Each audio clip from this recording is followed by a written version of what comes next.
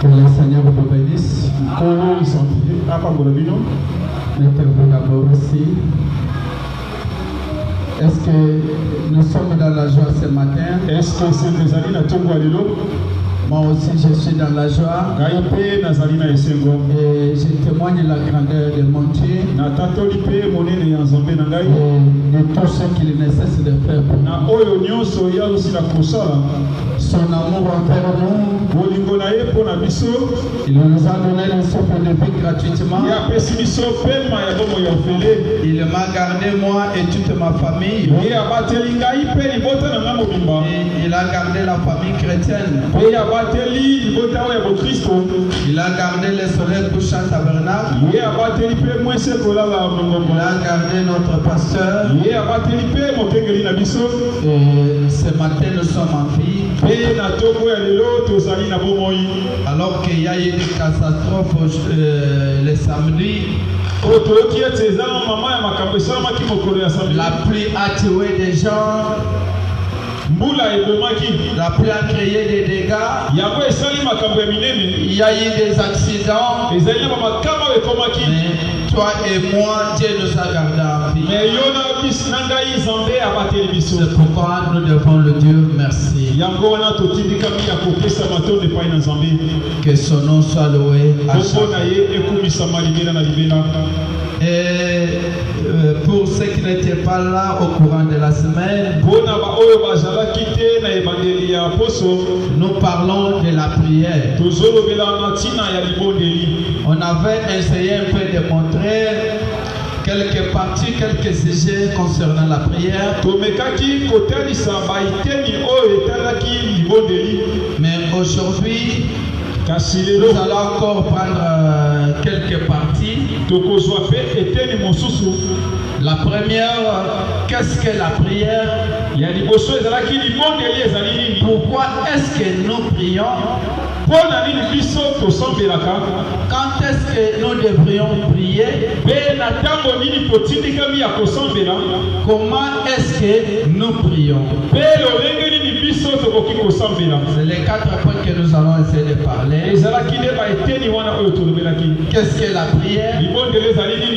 Pourquoi est-ce que nous prions? Quand est-ce que nous devons prier?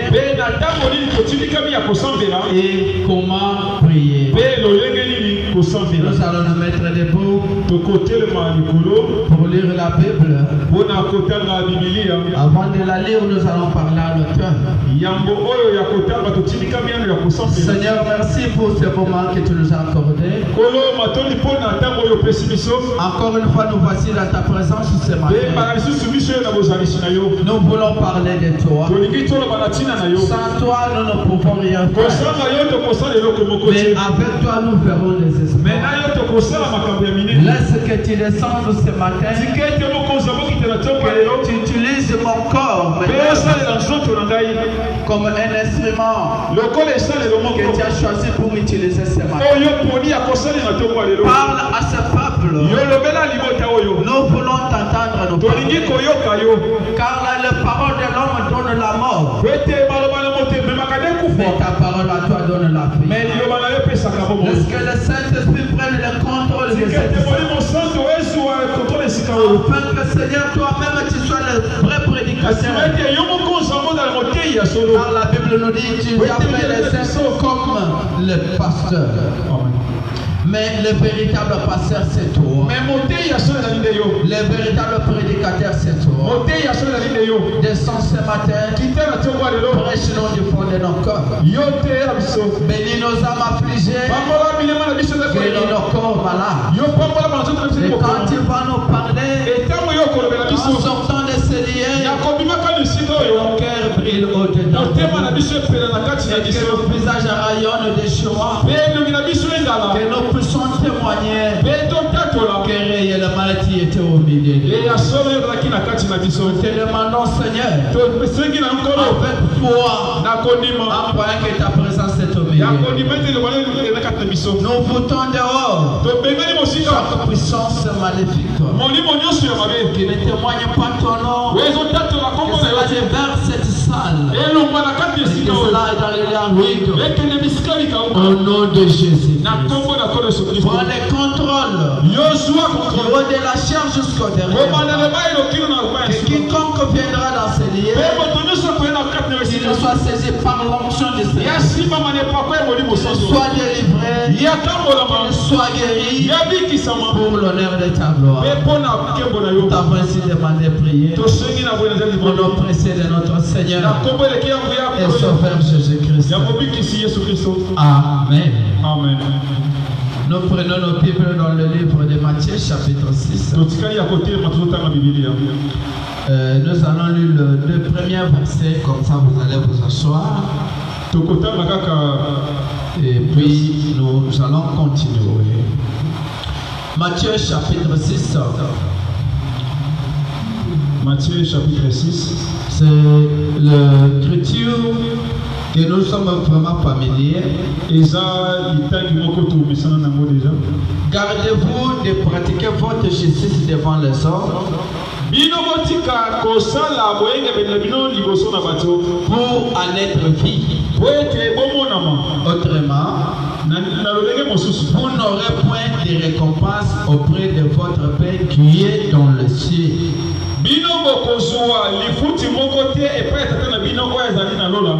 Donc, lorsque tu fais l'aumône, ne sonnez pas de la trompette devant toi, comme font les hypocrites dans les synagogues et dans le rue,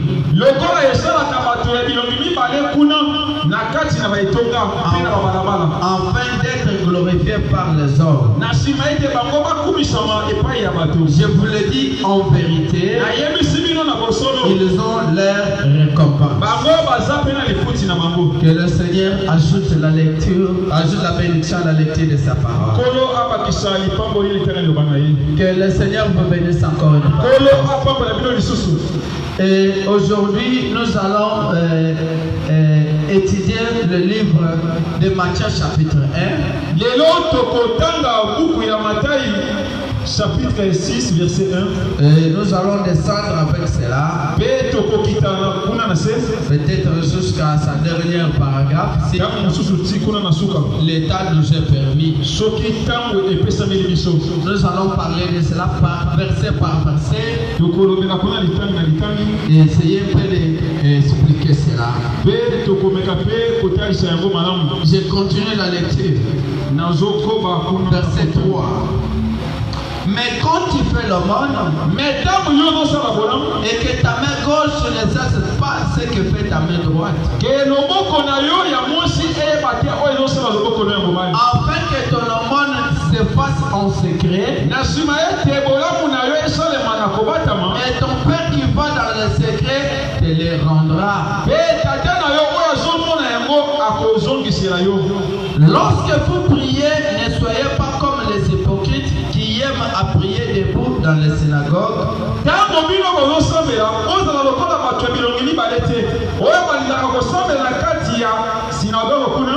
pour être vu des hommes.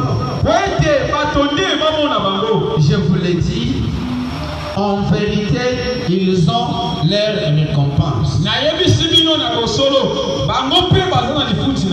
Mais quand tu pries, entre dans ta chambre, ferme ta porte et prie là dans le lieu secret. Et ton Père qui va dans le secret te le rendra. En priant, je suis dans le verset 7. Ne multipliez pas de vaines paroles. Comme les païens qui s'imaginent qu'en force de paroles, ils seront exaucés.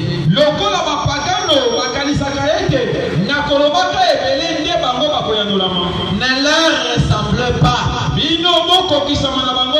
Car votre Père sait de quoi vous avez besoin afin que vous le lui demandez. Amen, Église. Amen. Car votre Père savent. Car votre Père sait de quoi vous avez besoin avant que vous lui le demandez. La Bible dit en priant, ne multipliez pas de vaines paroles.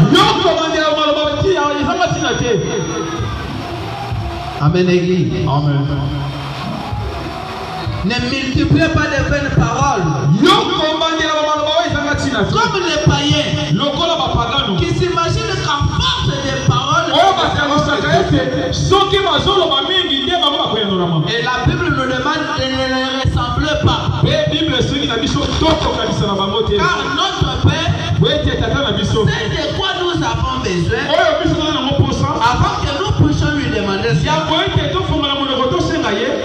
Voici donc comment vous devez prier. Notre Père qui est aux cieux, que ton nom soit sanctifié, que ton règne vienne, que ta volonté soit faite sur la terre comme au ciel. Donne-nous aujourd'hui notre pain quotidien. Pardonne-nous nos offenses, comme nous aussi nous pardonnons à ceux qui nous ont offensés. Ne nous induis pas en tentation, mais délivre-nous du malin. Car c'est en toi qu'appartiennent dans tous les siècles le règne, la puissance et la gloire.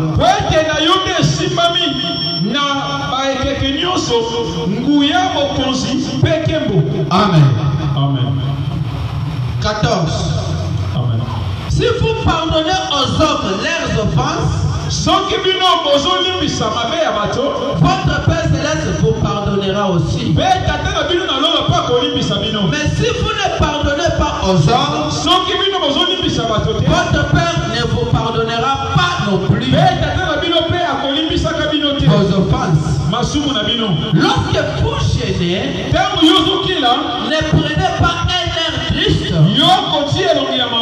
comme les hypocrites qui se rendent le visage tout de fait.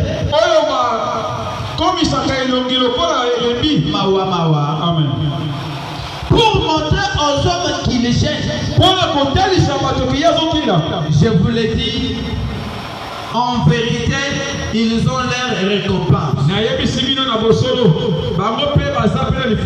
Mais quand tu gênes, parfume ta tête et lave ton visage afin de ne pas montrer aux hommes que tu gênes, mais à ton Père qui est là dans le lieu secret, et ton Père qui va dans le secret te le rendra. Amen, Église. Amen. Nous allons arrêter d'abord sur le verset 18. Mais nous allons continuer. Nous parlons de la prière.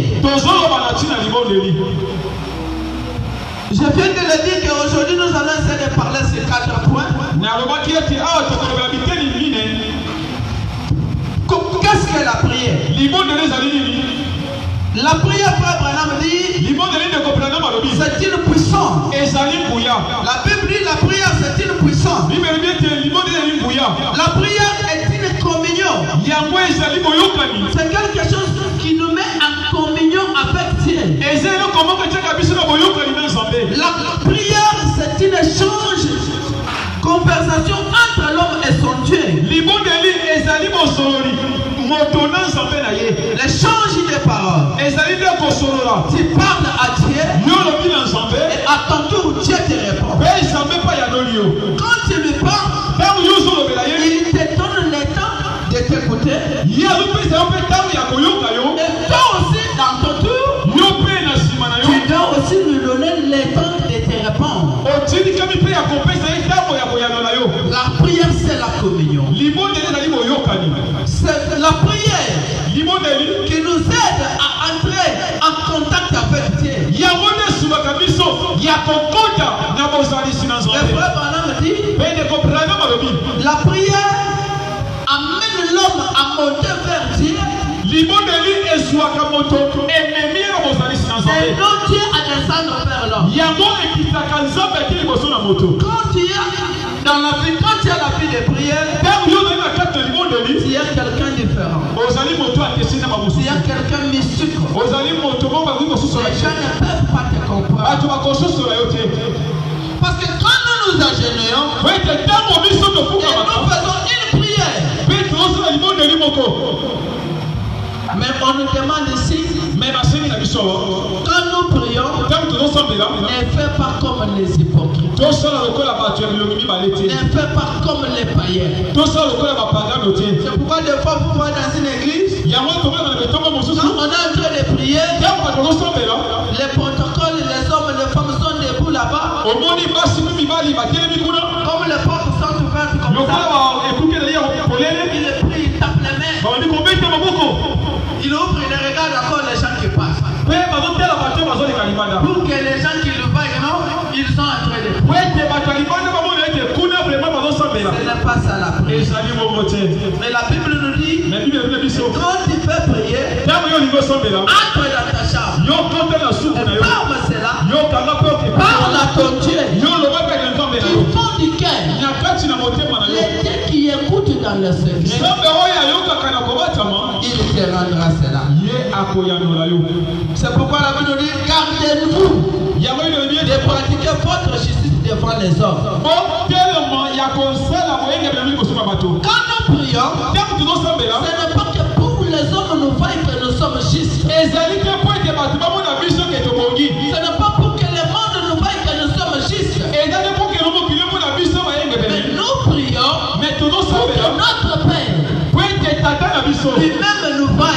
Il témoigne que réellement nous sommes justes.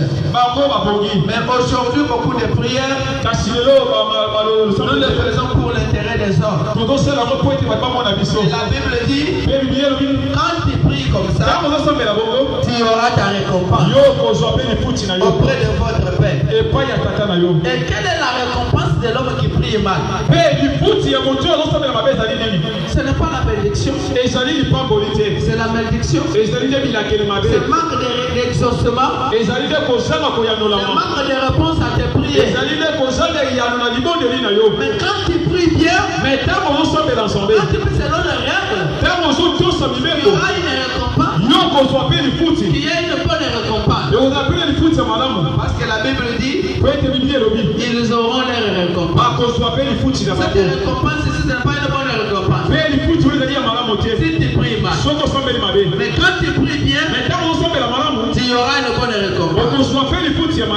C'est pourquoi Jésus, dans toute sa vie, il passait beaucoup de temps que dans le prière. Et quand il priait, ce n'est pas pour son propre intérêt, mais c'était pour l'intérêt des autres. C'était pour nous. C'est pourquoi il pouvait dire, Père, le voici. Tout ce que tu m'as donné, je n'ai rien perdu, sauf le fils de la perdition. Amen, Église. Amen. Acclamons pour le Seigneur. on pose à Jésus la question. Père, montre-nous comment nous devons prier. Cette question, ça continue de se poser chaque jour. Les enfants de Dieu, le peuple de Dieu, ils posent toujours cette question. À leur berger, à leur pasteur, d'autres s'adressent même à Dieu. Seigneur, montre-moi comment prier. Nous ne sommes pas les premiers. Alors que Jésus a déjà donné une réponse. Seigneur, montre-nous comment nous devons prier. Et où nous devrions aller prier. La Bible dit, nous devons aller prier en secret avec Dieu. Dans le verset 6, quand tu pries, entre dans ta chambre, ferme ta porte et prie ton Père qui est dans le lieu secret. Et ton Père qui est dans le lieu secret te le rendra. La première chose à prier, c'est être d'abord discrète. Parce que par exemple, dans ce moment, si nous sommes dans l'église, si nous voulons prier, est-ce que chacun va aller retourner dans sa chambre pour se fermer? Mais c'est prier du fond du cœur. C'est prier avec la sincérité. C'est dire à Dieu des choses qui viennent du fond du cœur. Il demande à Jésus de quelle manière nous devons prier. Quel qu'il faut, comment faire pour prier. Il répond dans le verset 7. En priant, ne multipliez pas de vaines paroles. Amen, Église. Amen.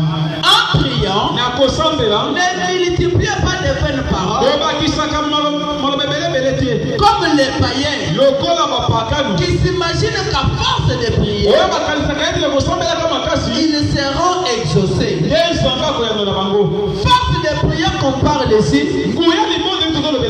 ce n'est pas prier sans cesse, mais se faire des bruits inutiles. Alléluia! Alléluia! Donc quand tu pries, tu cries que tout le monde peut se taire pour te regarder. Et dans tout ce que tu fais là, ce n'est que des bruits. Tu crois qu'en force de prier, c'est en force de prière qu'on parle ici. Tu peux ne pas faire sortir la voix, mais tu fais une forte prière.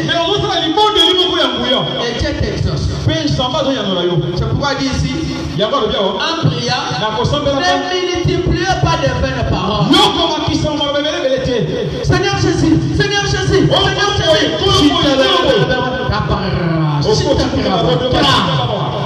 Qu'est-ce que tu dis?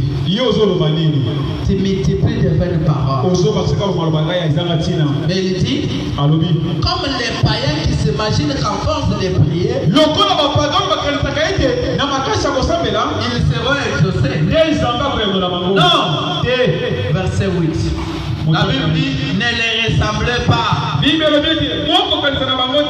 Car votre Père qui est dans le ciel, ils savent de quoi vous avez besoin avant que vous lui demandez. Comme il connaît nos besoins, il connaît nos désirs, nous avons, c'est lui saisir seulement par ses mots. C'est lui rappeler seulement ce qu'il a dit. Amen, Église. Amen. Acclamons pour le Seigneur. Verset 9. Voici comment donc vous devez prier. Vous voyez? Si vous voulez que Dieu vous reconnaisse, vous répond. Voici comment vous devez prier. Nous prenons Hébreux chapitre 30 verset 6. Hébreux chapitre 3 verset 6. Car il faut que celui qui s'approche de Dieu voit que Dieu existe et qu'il est le rémunérateur de ceux qui le cherchent. Premièrement, il faut d'abord croire que ce Dieu-là existe. Amen, l'église. Et il est le rémunérateur de ceux qui le cherchent. C'est-à-dire que personne ne peut chercher Dieu pour ne pas le trouver. S'il croit que le Dieu là existe. Dans le verset 10 de Matthieu, il dit que ton règne vienne.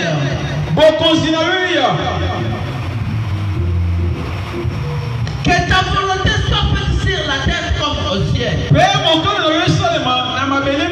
Tu dois reconnaître que Dieu est plus l'être suprême. Il a le pouvoir sur toutes choses. C'est pourquoi avant de faire quoi que ce soit, il faut demander la règne de Dieu. La règne de Dieu dans ta vie. La règne de Dieu dans tes affaires. La règne de Dieu dans ta maison. La règne de Dieu dans ta famille. Qui règne dans ta vie? Qui règne dans tes affaires? Notre Père qui est au ciel, que ton nom soit sanctifié, que ton règne vienne. Cette règne-là, les gens devaient faire allusion de l'avènement du Seigneur Jésus-Christ pour régner sur le monde. Non, cette règne ici, c'est la prééminence. C'est la domination sur toi-même. Pour ce que tu es, tu t'abandonnes entre les mains de Dieu. Tu dis, Seigneur, me voici. Que ton règne vienne sur moi. Oui de moi. Fais de moi ce que tu veux. Et quand Dieu règne sur toi, c'est pour moi que Paul pouvait dire, ce n'est plus moi qui vis, mais c'est Christ qui vit à moi. Parce que quand j'étais enfant, je me conduisais, je faisais tout comme un enfant. Amen, l'église. Mais quand je suis devenu grand, ce n'est plus moi qui me conduis, c'est une autre personne. Et cette personne-là, c'est le Saint-Esprit. Amen, l'église. Que ton règne vienne. Tu dois d'abord reconnaître la souveraineté de Dieu. Tu dois reconnaître que Dieu est le roi. Il est l'immortel. Il existe par lui-même. Dieu existe par lui-même. Tu dois d'abord reconnaître cela. Lui donner tout ce qu'il mérite. C'est ça. La prière. La prière, c'est une vie. C'est pourquoi Paul pouvait dire, les chrétiens, nous sommes les épîtres écrites et lues de tous. La prière,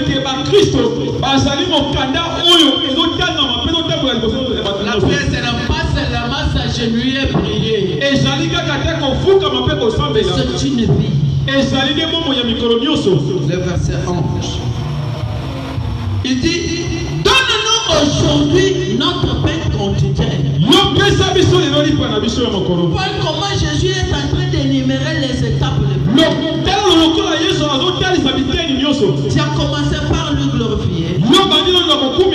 Tu commences par confesser les péchés. Demander le pardon. Et après, nous descendons pour maintenant lui parler. Lui demander le pain quotidien. Donne-nous notre pain quotidien. Et le pain quotidien, c'est nos désirs de chaque jour. Le pain quotidien, ce n'est pas seulement la nourriture. Parce que du jour au jour, nous avons les désirs. Les désirs quotidiens. Notre Père, donne-moi les pains quotidiens. Pour avoir les pains, il te faut l'argent. Amen, Église. C'est le pouvoir d'achat. Si tu n'en as pas, tu ne vas plus manger. Donne-moi les pains quotidiens. Mais quand toi tu es béni, il te donne l'argent. Mais des fois tu prépares les pains en question. Tu prépares cela pour manger.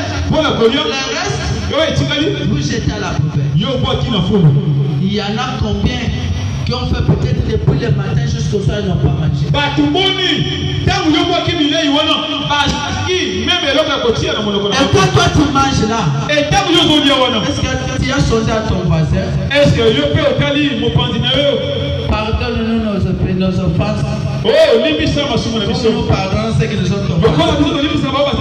Si vous ne les pardonnez pas, votre Père du ciel ne vous pardonnera non plus. Est-ce que toi tu sais comment pardonner toi? Est-ce que quelqu'un quand il a causé des torts, est-ce que tu sais comment le pardonner? Comment tu peux demander pardon à Dieu? Il dit donne-nous notre pain quotidien. Les pains quotidiens, c'est le repas de chaque jour. C'est le besoin de chaque jour. Ce sont nos besoins physiques. Nous devons demander à Dieu cela. Nous avons besoin de bien s'habiller. Nous avons besoin de bien se laver. Ça demande de l'argent. Un bon savon. Un parfum. Le lait de beauté. Le bien habillement. Tout ça, ce sont les besoins quotidiens. Si tu peux manger, si tu n'as pas mangé, tu ne peux pas bien t'habiller. Tu peux aussi bien manger. Si tu n'as pas des habits, tu es encore ça.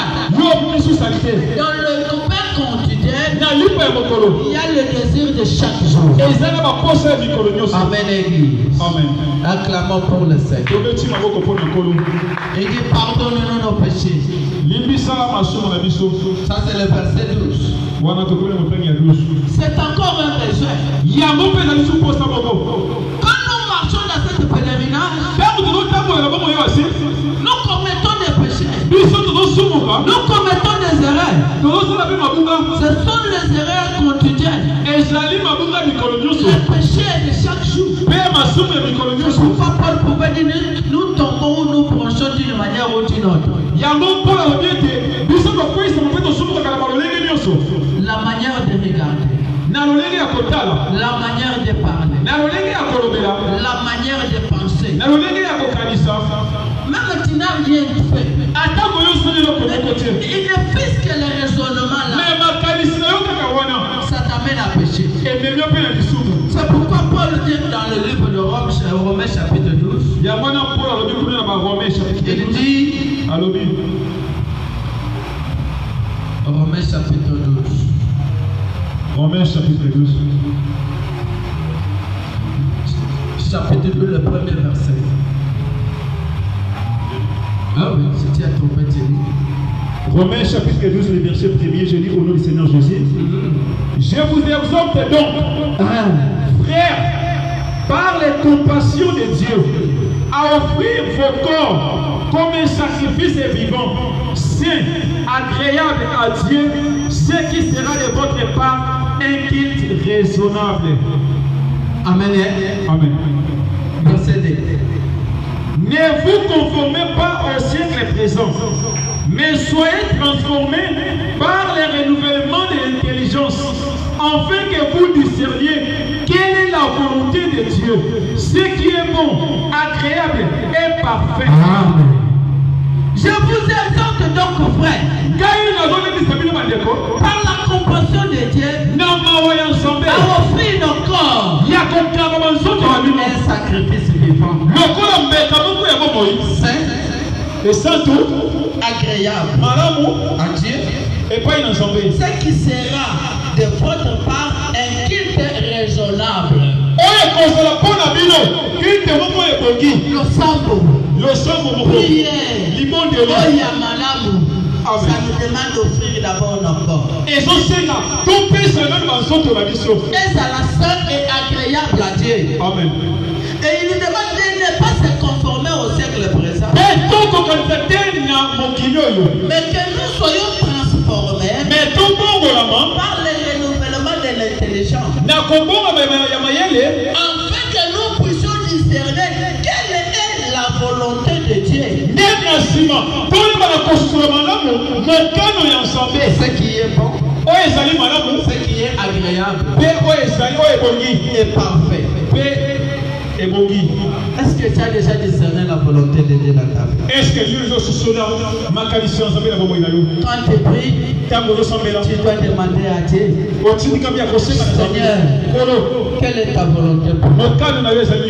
Pourquoi je suis ici? Je viens d'où? Tu sais là où tu viens? Pourquoi tu es ici? Et tu vas où?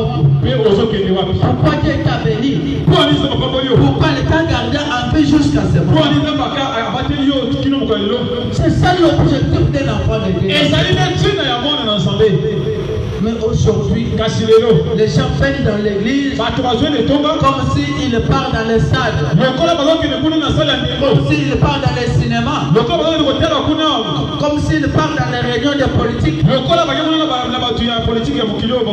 Après vous retournez, vous n'avez rien gagné. Non,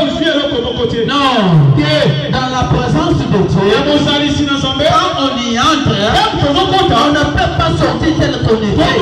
Amen, l'église. Amen. Quand tu viens devant Dieu, et quand tu parles à ton Père, il faut entendre que ce Dieu-là doit te bénir. Ce Dieu-là doit te récompenser. Mais si tu viens devant Dieu et que tu ne trouves pas une solution, des fois nous manquons de patience. Des fois nous prenons nos fautes, nous imputons à Dieu. Ensemble na lisusu ensemble lipemiki nzambala zosala nini osambela ndenge acclamons pour le Seigneur. Verset 13. Ne nous induis pas en tentation, mais délivre-nous du malin. Ici, tu dois encore demander la protection de Dieu. Étant qu'un enfant de Dieu, tu dois t'attendre aux épreuves. Tu dois t'attendre aux tentations. Les tentations peuvent venir même à l'église. Les tentations peuvent venir même à travers ton pasteur. Les tentations peuvent venir même à travers les diacres. Les tentations peuvent venir même à travers la femme du pasteur.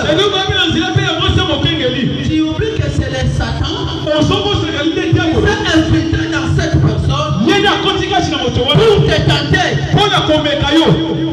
C'est pourquoi chaque jour où tu marches, au marché, au travail, partout, tu dois demander à Dieu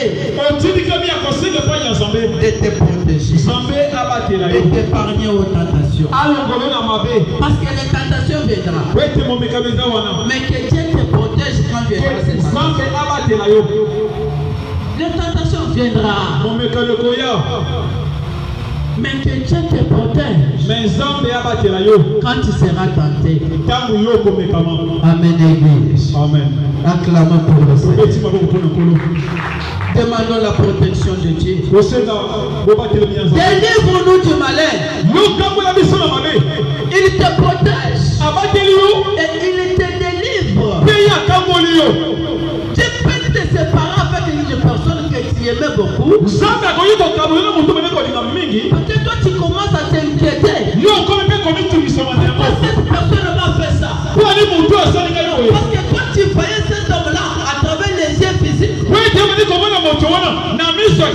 Mais il était le piège de Satan. Et quand tu as vu un danger, pour te protéger, il crée la séparation.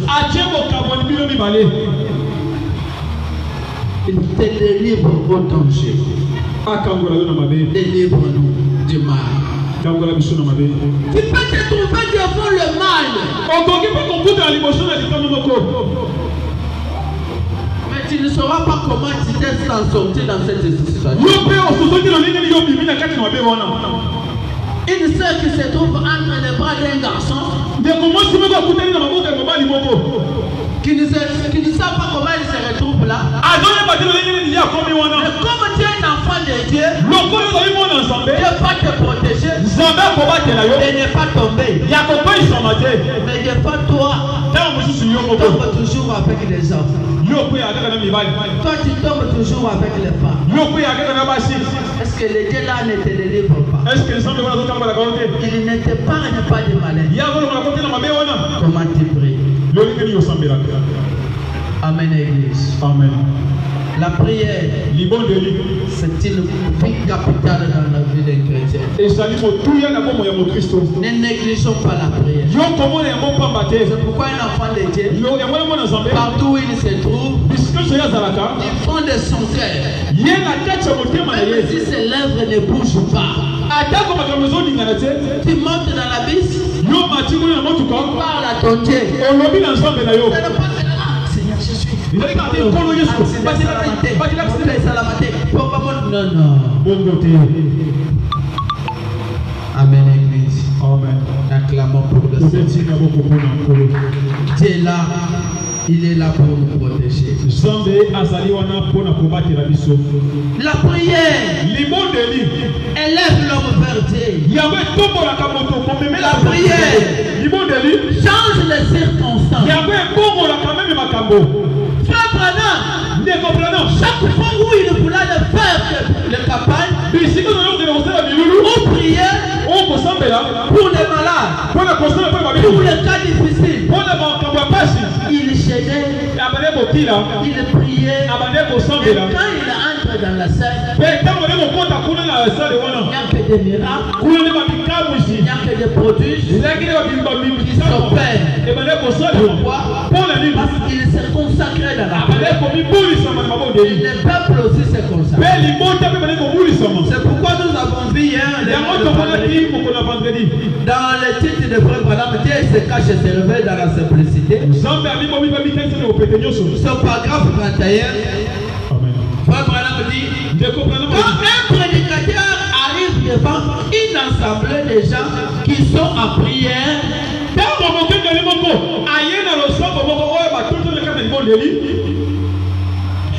il y a l'onction du Saint-Esprit. Et vous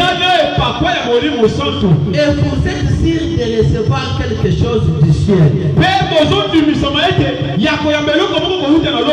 Il n'y a pas rien qui peut l'empêcher. Amen, Église. Le prédicateur, il monte du haut de la chaise. Comme je le suis, devant l'assemblée qui sont en prière, tant que nous sommes ici ce matin, si vous là vous êtes en prière, votre onction et mon onction, afin que Dieu puisse nous bénir. Chacun de nous ici, on bénéficier de ce qu'il demande à Dieu. Mais des fois, les prédicateurs, nous traversons des moments très difficiles. Nous prions, nous gênons, nous nous sacrifions. Depuis que notre pasteur est ici, ça fait combien de mois? Depuis le mois de janvier jusqu'à aujourd'hui. Quand nous avons terminé cet hangar, et regardez sa chambre.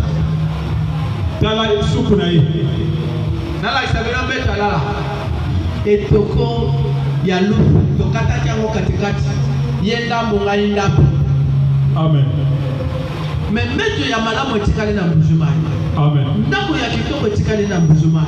Mais na mulo ebeta kilobi na kuto bana ya ana bona ngolana nanga na lala nanga abilali sakaka les bêtes, mon pépé,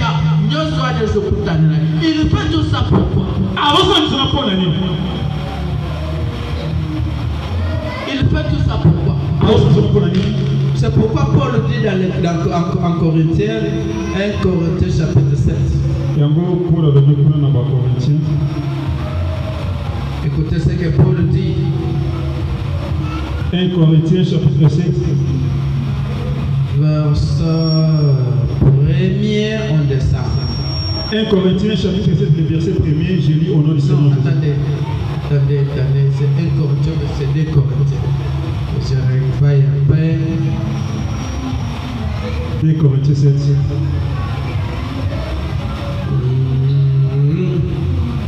Ok, 2 Corinthiens chapitre 7. Ayant donc de telles promesses bien-aimées, purifions-nous de toute souillure de la chair et de l'esprit, en achevant notre sanctification dans la crainte de Dieu. Nous avons de meilleures promesses que Dieu nous a promis. Tel que tu es là, frère papi, tu vas voler. Tellement Nicolas, frère papi. Amen. Nous avons de meilleures promesses. Tu as de meilleures promesses. Mais pour recevoir ces promesses-là, Dieu nous demande une chose. De nous purifier de la chair et de l'esprit. Il y a aussi la souillure de la chair. Il y a aussi la souillure de l'esprit. Il continue. En achevant notre sanctification dans la crainte de Dieu. La sanctification, la sainteté, c'est pas porter de l'homme au jupe. Ce n'est pas marcher en cravate. Ce n'est pas marcher en monsieur l'abbé. Que le Seigneur me bénisse. Non!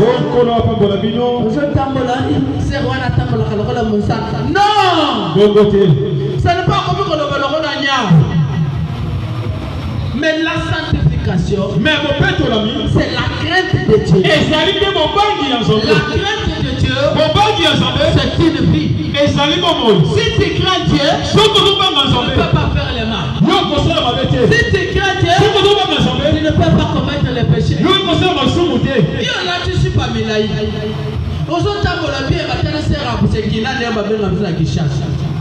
Mais rendez-vous dans Makam wana pe païen. Amelanga likaya shimboka sopenda longola longo opone pe na tala solo likaya. Mais Yosef bien habillé dans la tibo de kasi na ngai. Nous allons que nous sommes OK pas bokilo ya jamais. Ce n'est pas ça la sanctification. Mais la sanctification, c'est la crainte de Dieu. Il ajoute. Verset 2. Donnez-nous une place dans vos cœurs. Ici c'est Paul qui demande. Oh, croyant tel que vous êtes. S'il y a une chose que nous pouvons vous demander, c'est que dans vos cœurs là, que nous puissions trouver une place. Les enfants de Dieu, dans leur cœur, leur pasteur doit trouver une place là. Amen. Tu ne peux pas rien faire sans changer à ton pasteur. Paul dit, donnez-nous une place dans vos cœurs. Car nous n'avons fait tort à personne. Amen. Amen. Nous n'avons ruiné personne. Nous n'avons tiré les profits de personne. Ici, nous ne sommes pas venus pour chercher votre l'intérêt de gagner l'argent auprès de vous. Il a laissé l'église à Bujumaï. Il a laissé une grande maison l'installation des maisons électroniques. C'est un technicien tout prêt.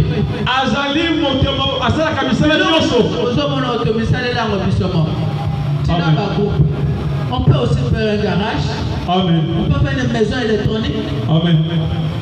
Nous avons cette force-là de travail pour gagner de l'argent. Mais comme c'est la commission, comme c'est Dieu qui lui a envoyé, d'abandonner tout, d'accepter venir passer la nuit ici.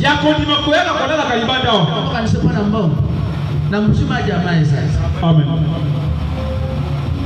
Bisogna stofanda na montale bilogina la fille minote mais na montale bilogina bilogina so akoma sa papa pata pasna lambo.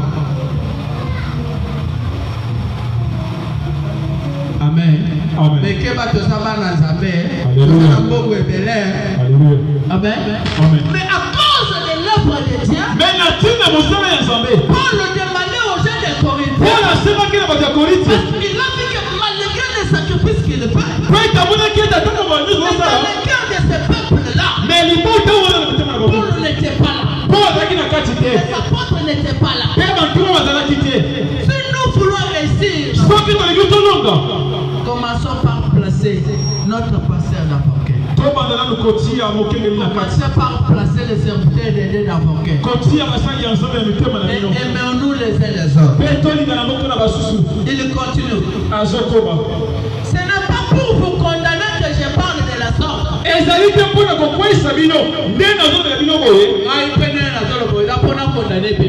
Amen.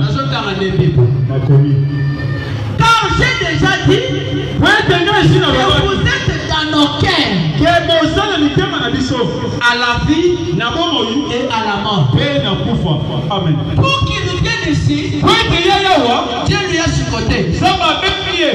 Quelqu'un qui marche en bon peuple.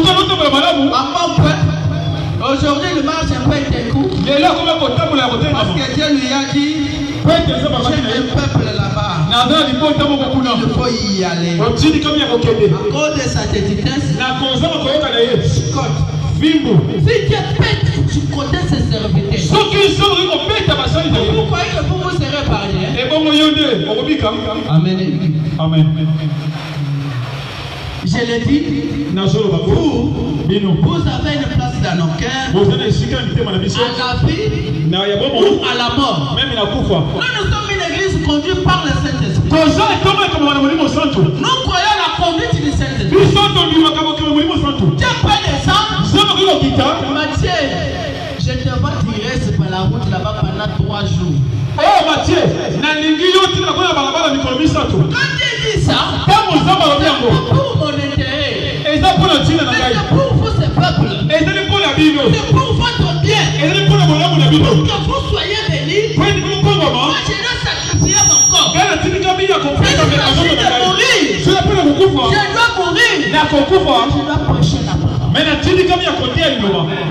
Vous là, vous avez une place dans nous.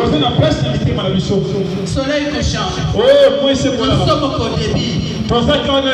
Nous voulons que le soleil couchant fasse des échos dans ces cas. Vous appelez des féticheurs. Ici dehors, il n'y a pas de moto. Mais avant que l'île qu'on fasse une année ici, maman a dit que le se partir les bandawa. Bien aimé na ngaya belle, la télé se partir les bandawa.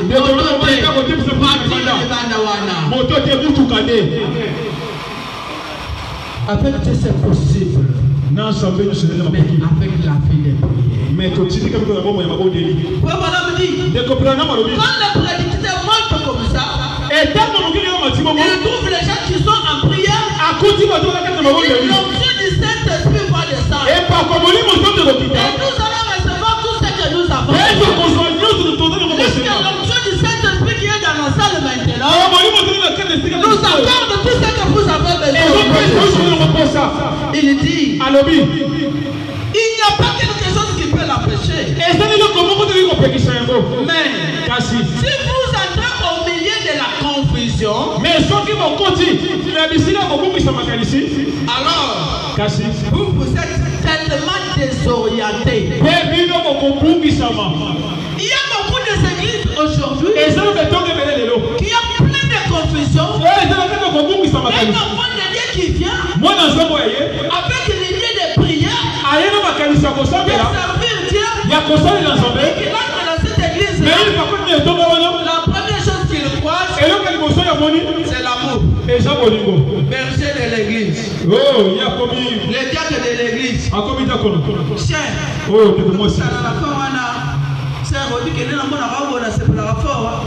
Papa, moi, Nazamo, aïe pour assembler. Amen. À qui l'église, ça l'a qui de fois pour la bilogue. Aïe, les sous awa, yo m'a dit d'ailleurs les sous. Mon toit là, Azo s'est désorienté totalement. Amen. Un frère, aïe, l'église, aïe pour s'amener. Aïe, pour l'organisation, peut-être que tu as si impacté. À comme l'église, yo sert Mado Yaka, mais peine de Dieu, c'est Zakar le Banda. Ça va pas dire qu'à la sonne, c'est Zakar le Banda. C'est un peu. Par exemple, à nos murs, deuxième regard, ça va comme quand la ce qui sert au Wana Sate, à connaître qu'à faire de la rap, même pour la cacasse au Wana Ningapanda. Frère a commis désorienté. Le prédicateur du haut de la chair. Anaya Kapa. Yo Kanisa Yak avant pour aller à mater. Maya avant, c'est un peu ça, prédicateur. Chez lui ici, ça ne se fera jamais.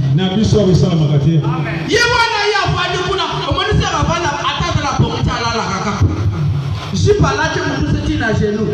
Mais Pénéza m'a fait ses premiers le moi je. Yawana passer à l'autre deuxième regard. Moi, je passer à la terre, je suis bien.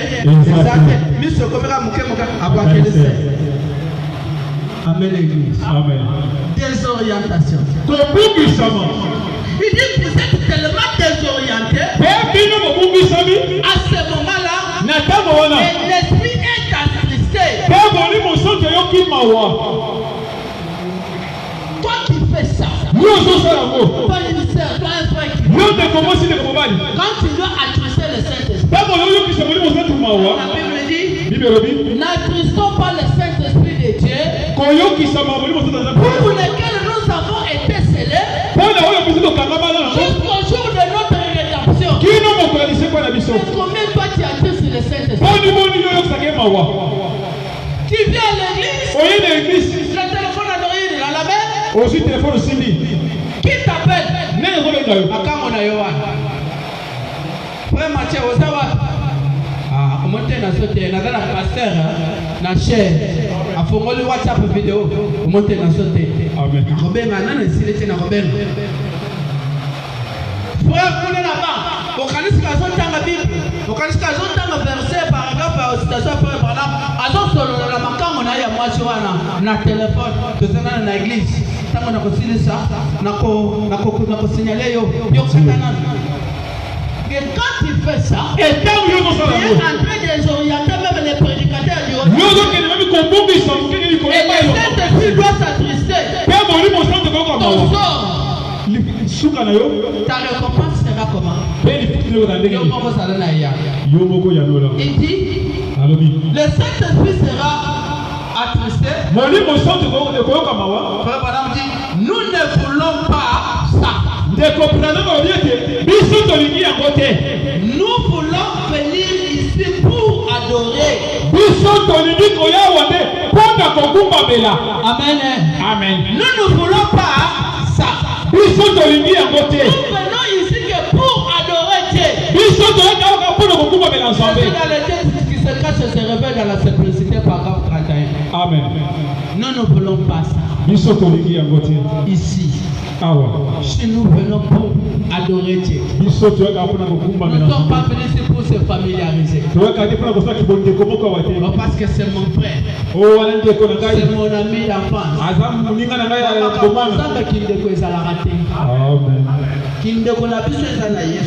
Amen. Mais sérieusement, même en Libanda, il y a famille, il y a école, autouta, la boninga, n'a pas écarté ça même.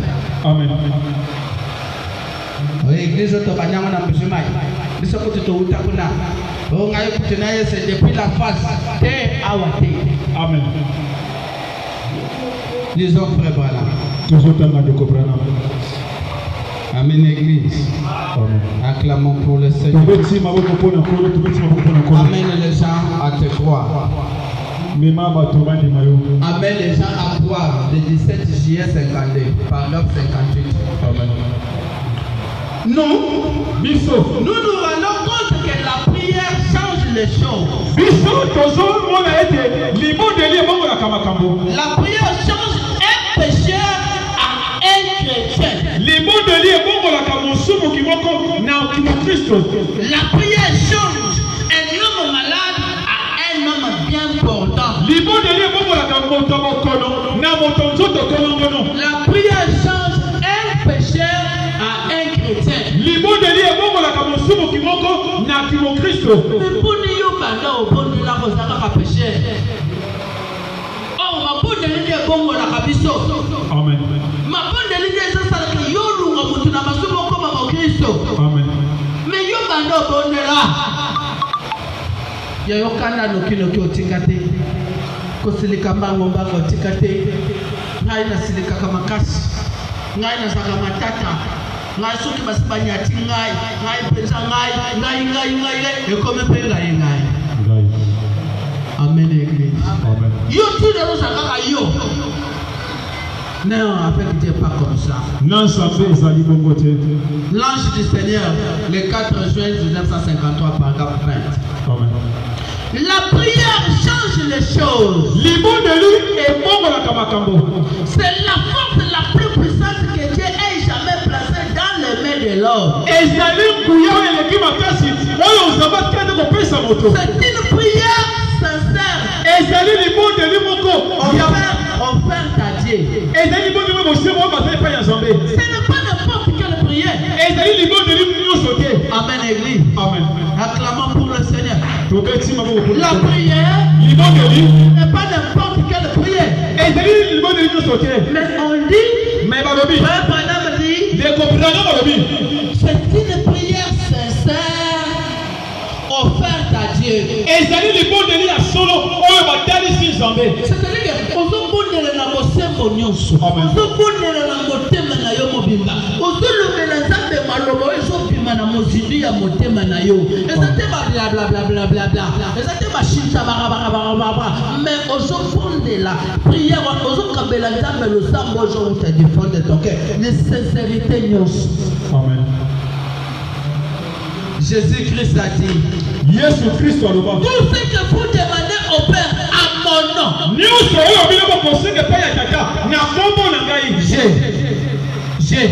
pour nos personnel, je le ferai. Jésus, Nazali, Jésus, il dit, tout ce que vous demandez à son Père, à son nom, nous n'avons pas eu notre nom de Branham n'est pas notre Dieu. Nous ne pouvons pas demander des choses à Dieu au nom de Branham. Nous ne pouvons pas demander des choses à Dieu au nom de notre pasteur. Nous demandons à Dieu au nom de Jésus-Christ. Et quand nous demandons à son nom, c'est pas Dieu qui le fait, c'est pas Dieu qui doit répondre. Donc Jésus dit, mais Jésus pas notre personnel.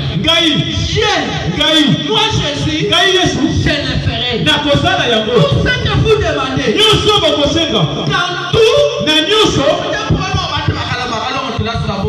tout c'est quoi? Si c'est l'adjectif indéfini, si c'est pronom indéfini, tout c'est quoi là-bas, frère? Pronom indéfini. Dans le tout, on n'a pas déterminé. Tout ce que vous demandez, frère papi, qu'est-ce que tu veux dans la prière? Tu demandes quoi?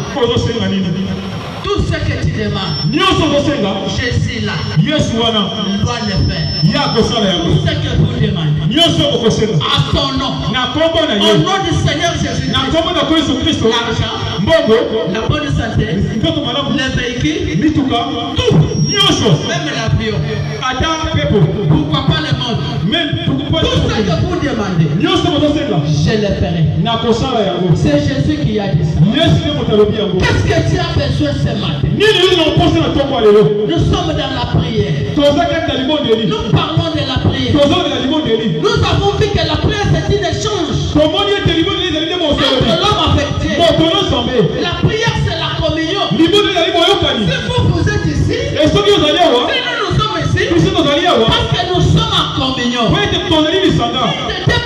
communion, vous n'allez pas être là. Pourquoi pasteur a fait dire ici? Vous devez tourmenter votre pasteur. Parce que les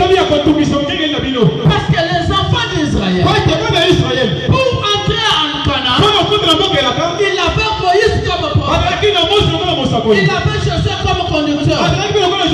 Quand Moïse a quitté le sein, c'est Josué qui a remplacé. Mais quand ils avaient des problèmes, il y a d'autres problèmes que tu peux avoir. Si tu pries toi seul, il ne va plus te répondre. Il faut courir vers les sentinelles. Moïse. Comment on a un problème avant de l'église pas un problème. Ce que tu as dit, c'est après que tu as montré.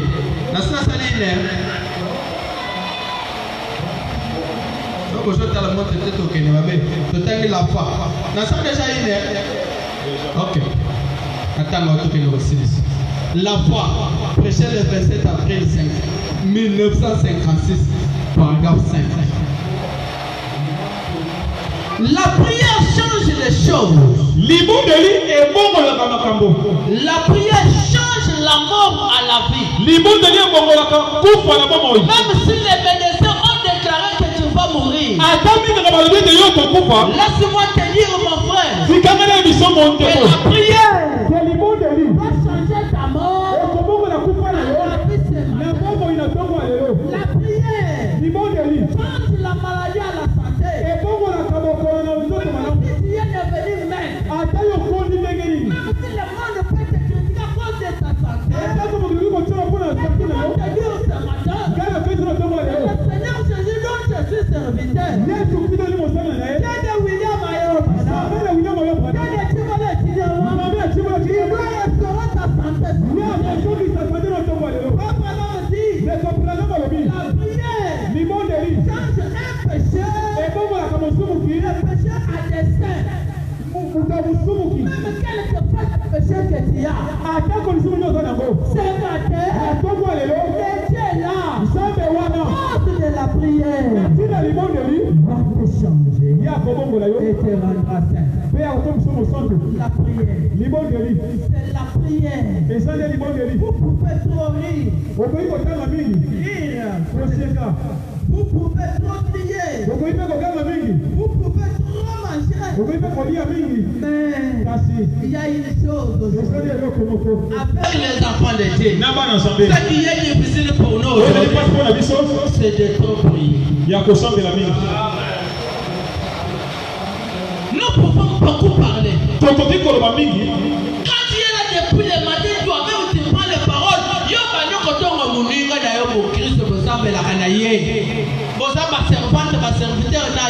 Mais tant que yo pande yo po bana ko betela ele solo. C'est voilà. Tant que ya salaka, tant que yo moni, o donne compte de mon inga pesa réponse. O tongi, o ka o kamoni lo kole lamba. O silise yo tani lisu na singa. O si faire bandi ko repasser o kamola kaka ye. Mais o sana tante ya ko vanda pendant 1 heure de temps. Ya o tikali yo moko zo monde la nzambe wana na motema na yo la prière, quand l'homme entre dans la prière, au cause de la fukami pour yoso bonela. Mais tant que yoso bonela, au sutuki, au so baluki, au mimoni kuna oyebite comment tu vas. C'est pourquoi la Bible dit que Anne, tant que bonela ka koma jusqu'au point que mon konaye et comme le ça comme malobezo du matin. Prophète ya le moi sur côté car ya kolanga tirer lui. Jésus a prié jusqu'à ce que les cieux et bon wane comme makila. Amen. Mais dans nos maisons, nous sommes incapables de faire même la prière. De 3 minutes. Avec l'Android. Na téléphone.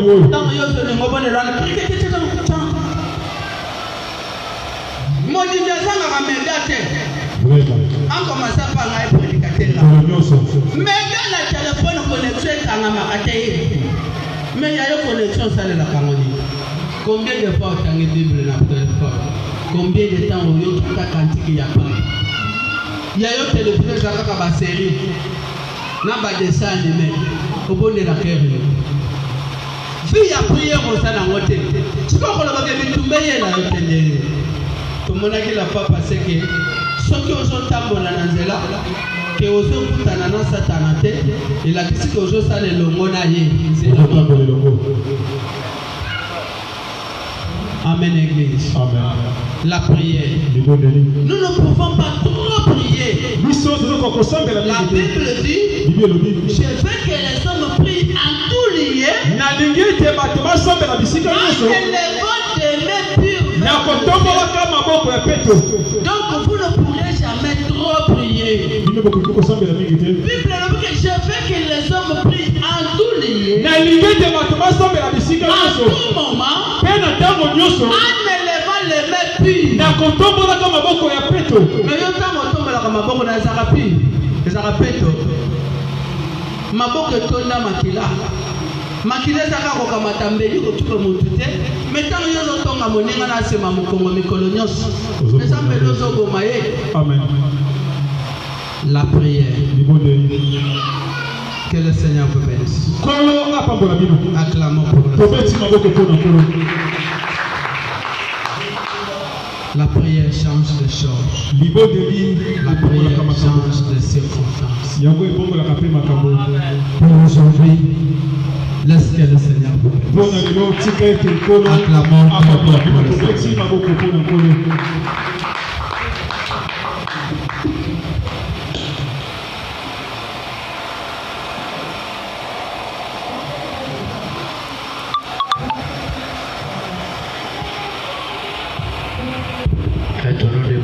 Portez le micro.